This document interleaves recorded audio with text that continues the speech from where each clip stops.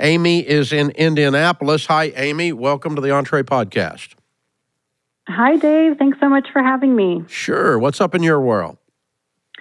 Well, I need some advice. I am a co-founder of a consulting firm. It's pretty boutique. We exclusively work with surgeons.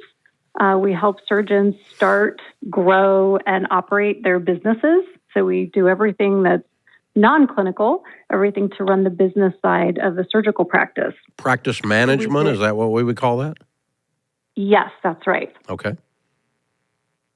And so I am just running as hard as possible on this treadmill and looking for advice on how to scale a business that I feel like it's very niche what we do, the knowledge that it takes to consult and to know the ins and outs of a surgical practice. I'm just having a hard time building a team of other consultants that can operate at that level.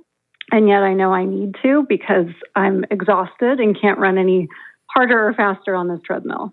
Yeah, you've filled up your slots in the day, and you've hit a logistical bottleneck.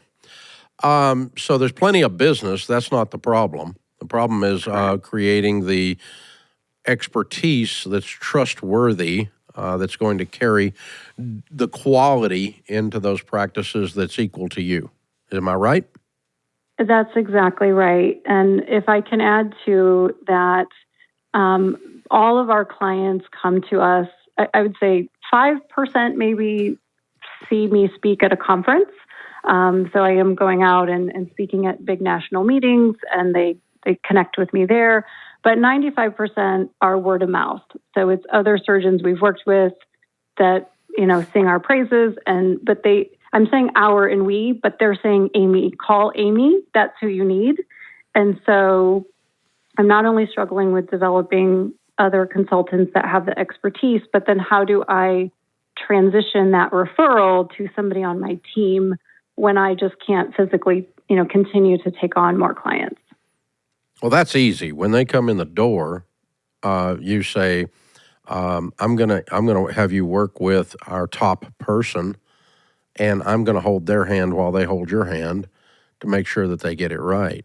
But they're going to do most of the heavy lifting with my oversight because my calendar's full. I can't take you on.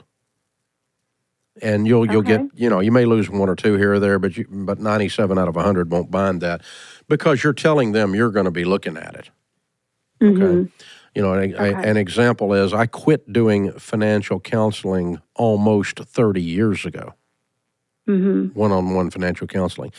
And about 15 years ago, I don't even counsel my friends. If they want to come in and sit down with a financial counselor, Dave, I need your help with something. If I ascertain in that conversation that their favor that I'm doing for them, this is a freebie, right, is more than a 30-minute thing, I bring one of our coaches in to sit with me because I'm going to do a handoff in that first meeting. I'm going to spend 30 minutes with them, and then that they're doing that. I've got some friends going through a divorce right now. Both of them called me, and I'm helping both of them equally. And I'm as a friend. It's not a charge, but it's an example of they wanted Dave to help them weed through their mess in the divorce. And I'm like, no, you don't. You actually want somebody that's going to have time to do it and do it right. I'm going to be playing golf somewhere. You don't want me. So, you're not playing golf, but I'm just saying that's the, it's a handoff. Sometimes but it's the way you set the meeting up. So that part's easy. And the biggest, the person that is the most uncomfortable with that part is you. It's not the customer, and it's not the new person that's going to be helping them. Because the new person that's helping them thinks they're better than they are. The customer thinks if you say it's okay, and you're the one that has trepidation over the whole thing. Yeah, you're not wrong, but I do and that's think... that. Or you should care. Right, yeah. Right, I do. Yeah. And that ties into, Then that comes to who we're hiring and how we're training them. And how we're training them. Correct. And so you're not going to hire someone that's going to be handling a practice on their own in 6 weeks. No way. No, it's not possible. No. Because even if they have done practice management in the dental world or in the general practice world or the pediatrician world or the veterinarian world, which are similar, there's nuances to what you're doing in the surgical world and the way Amy does it that person doesn't know.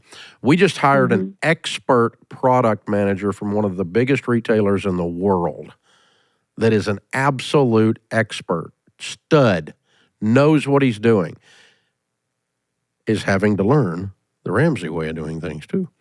So he's going to be useless stud for a little while until he gets up to speed. And then he'll be amazing because he's smart and he'll catch it and he'll find the parallels between what he used to do and in this, and he'll find the way to fit it in. But you've got to train.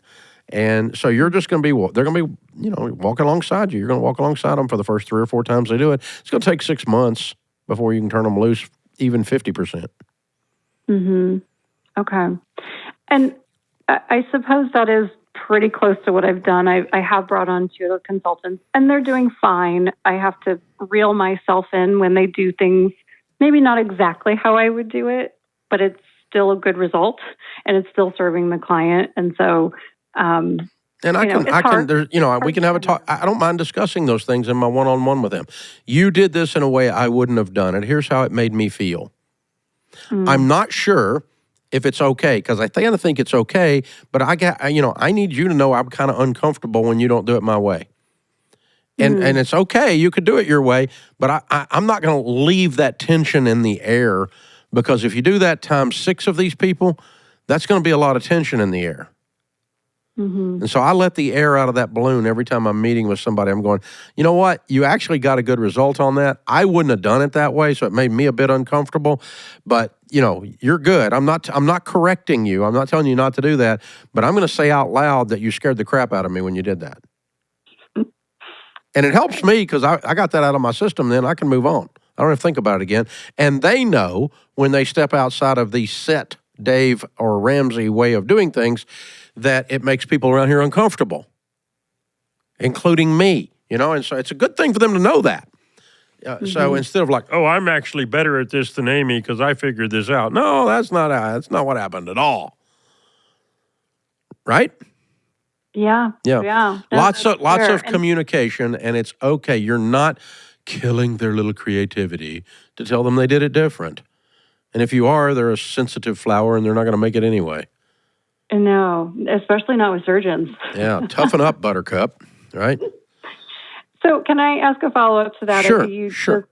When you said in the one-on-one, and I think that's probably another area that I feel like I'm communicating a lot, and it's more like, join me in this meeting, let's talk about it. But maybe I need to have a more structured one-on-one. Yes, you do. Is that weekly? It could be whatever it needs to be to get the communication level up, because you're using this for the last bit of training. Some of your training happens on site, and you're course correcting while you're standing there, or as you're driving away together in the car, you're having a post-game film review, and you go, no, that don't throw the ball over there, no.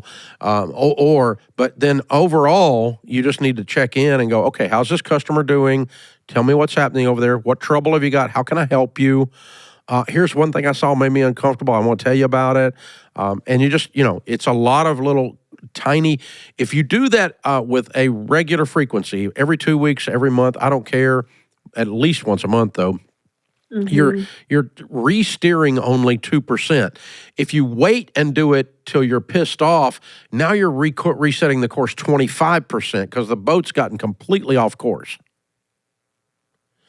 So the training and it's mentoring, discipling is what you're doing. You're meeting with them saying, this is how we do it. This is how we do it. This is how we do it. Oh, you just discovered something new. We're going to add that to how we do it. Okay, that's fine. And we keep learning and keep working through discomfort and training and pushing along. And that will help you a bunch. Plus, what it does, Amy, is it increases your confidence that the person is competent and that they have integrity, that they're following through. The more confidence that you have in their competence and in their integrity, the more you'll turn loose of them and go on to building the next one. Very, very cool stuff. Great questions. You are an amazing young leader. You're going to do great. I'm very proud of you. Thank you for calling in. This is the EntreLeadership Podcast.